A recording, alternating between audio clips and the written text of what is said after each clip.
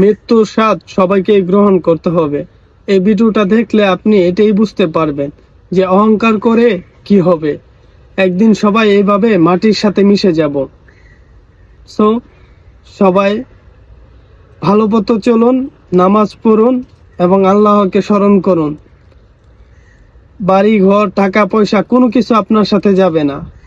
এই মানুষটা এক সময় আমাদের মাঝে ছিল, বাট এখন আমাদের মাঝে নেই।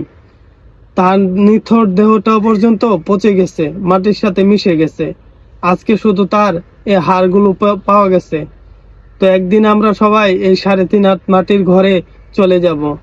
সো কেউ অহংকার করবেন না, সবাই সবাইকে সম্মান করবেন এবং ভালোবাসা দিয়ে আগলে রাখবেন।